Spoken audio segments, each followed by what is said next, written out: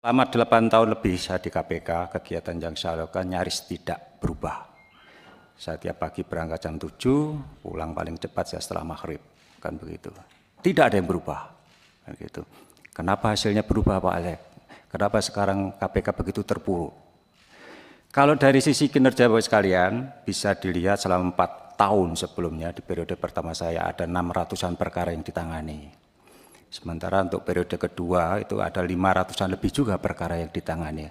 Hanya sering masyarakat lupa, di periode yang kedua ini ada bencana COVID 2 tahun. Praktis selama 2 tahun itu kekuatan pegawai KPK hanya sekitar 25–50%. Itu pun masih bisa kami tangani 500-an perkara. Itu kinerja dari sisi penindakan.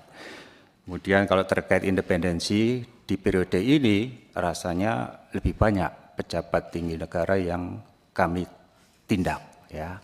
Ada 2 menteri termasuk Kepala Basarnas yang sebelumnya enggak sebanyak itu seingat saya. Artinya apa? Ya sebetulnya dalam penanganan perkara penindakan, independensi dari intervensi eksekutif maupun lembaga-lembaga yang lain secara kepada pimpinan, saya sampaikan ke pimpinan saya pastikan tidak ada. 8 tahun saya di KPK dan tidak pernah sekalipun saya dihubungi untuk menghentikan perkara-perkara tertentu. Tapi apakah ada intervensi di dalam penanganan perkara?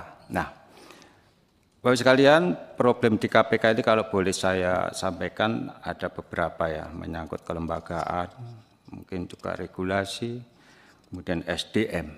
Ya. Dari sisi kelembagaan, tidak seperti di negara-negara lain yang saya sebutkan, misalnya yang berhasil dalam pemberantasan korupsi Singapura atau Hong Kong.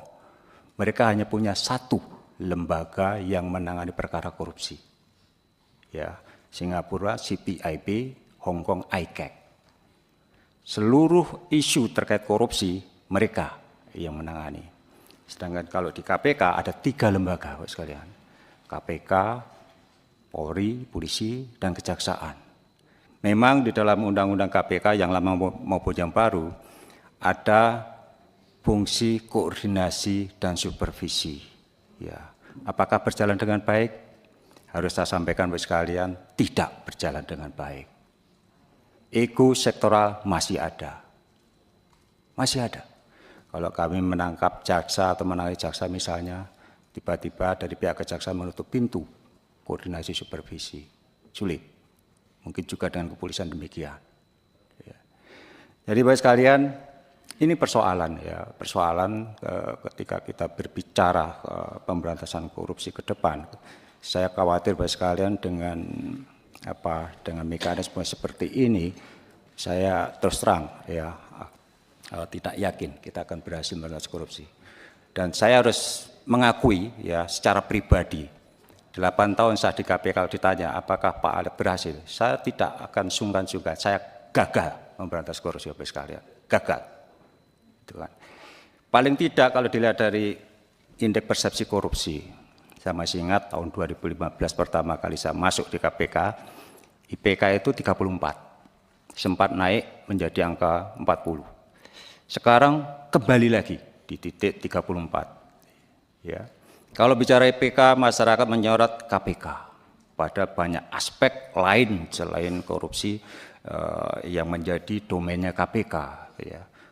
Ya, ada kemudian investasi, ada terkait penegakan hukum, kemudian ada kemudahan berbisnis dan lain. Ada 8 indeks dalam IPK itu dan tidak semuanya itu menjadi domain KPK. Ya, artinya apa? Dari satu sisi